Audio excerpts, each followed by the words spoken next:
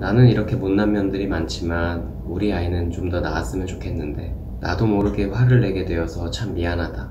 이런 맥락의 이야기를 하시는 분이 적지 않습니다.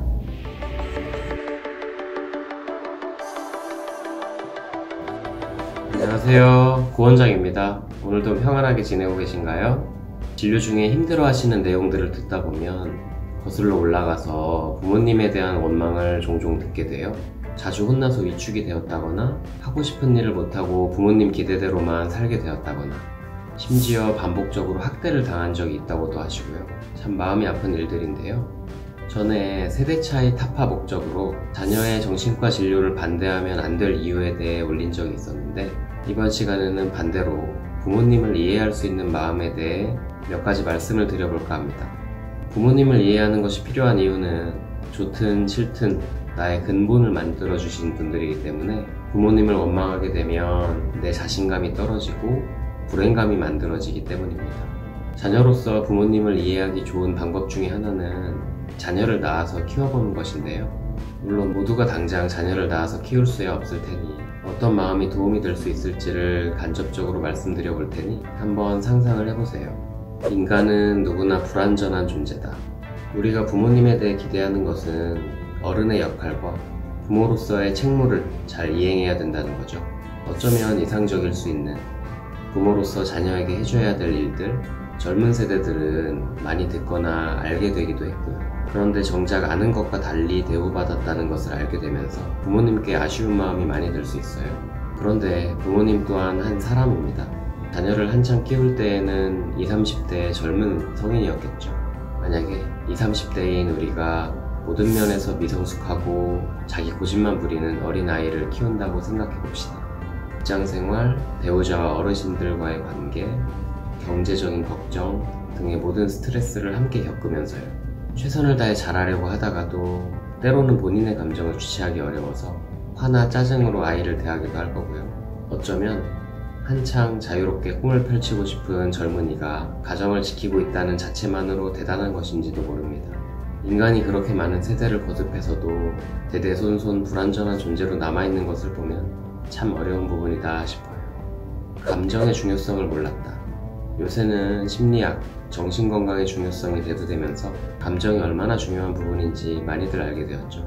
억압된 감정이 나중에 어떻게 문제를 일으키는지에 대한 것들도 화병이나 각종 원인불명의 신체 증상들이 해당이 되죠. 하지만 과거에는 달랐습니다. 지금 성인인 20, 30대가 한창 어렸을 때에는 한국 경제가 한창 성장하고 있었죠. 많은 부분이 해야 할 일, 생산성에 집중이 되어 있었어요. 학교에 다니면서 공부 열심히 하고 좋은 직장에 취직하고 결혼해서 애를 낳고 이렇게 순서대로 살아가는 것이 정답인 줄 알았죠. 그 과정에서 자연스럽게 느끼는 감정, 반대로 억압되는 감정에 대해서는 그 중요성을 알지 못했어요. 개개인의 문제라기보다 시대적으로, 문화적으로 그랬죠. 그래서 면박을 주거나 체벌을 하더라도 부모가 맞다고 생각하는 방식으로 자녀가 행동하게끔 하는 것이 결국 자녀를 위하는 길이라고 믿은 반면에 그 과정에서 일어나는 자녀의 억울한 감정들은 해결의 대상이 되는 건지 또는 어떻게 해결해 주어야 하는지도 잘 몰랐던 거죠. 자녀가 부모보다 낫기를 기대한다. 아이가 미래다 라는 말이 있는데요. 진료에 오시는 분들 이야기를 잠깐 하면 나는 이렇게 못난 면들이 많지만 우리 아이는 좀 더 나았으면 좋겠는데 나도 모르게 화를 내게 되어서 참 미안하다. 이런 맥락의 이야기를 하시는 분이 적지 않습니다. 누워만 있던 갓난아기가 걷고 말도 하고 점차 대화가 되는 극적인 성장 과정을 보면서 아이를 내가 원하는 방향으로 키워갈 수도 있겠다. 아주 훌륭한 사람으로 만들 수도 있겠다는 착각도 하게 되죠.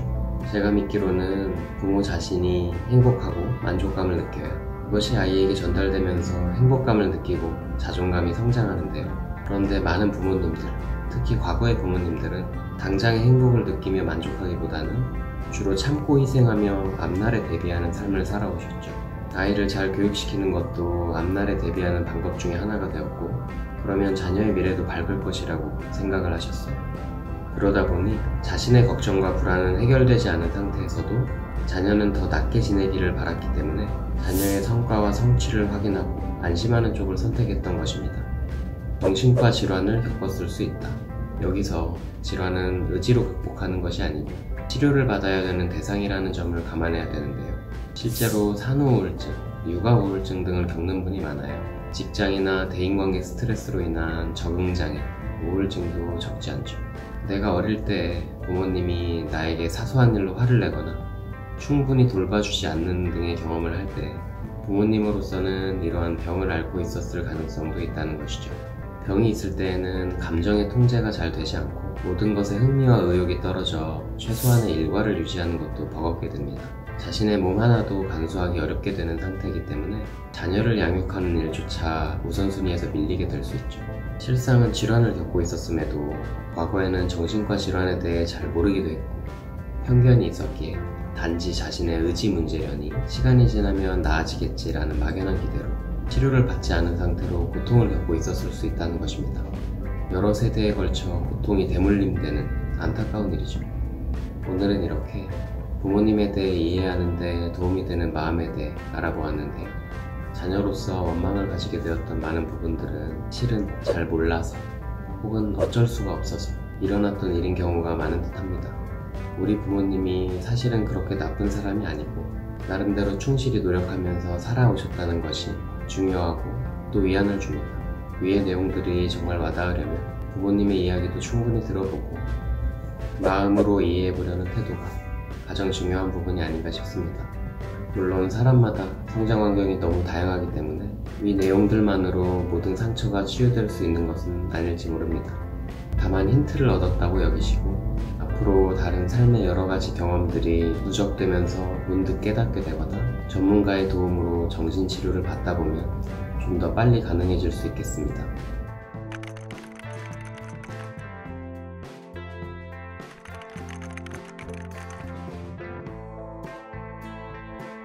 오늘은 여기까지 말씀을 드리고 앞으로도 제 영상을 쉽고 편하게 보고 싶으시다면 구독과 좋아요 부탁드리고요. 오늘도 마음이 쉬어가셨기를 바랍니다. 그럼 다음 영상에서 또 만나요.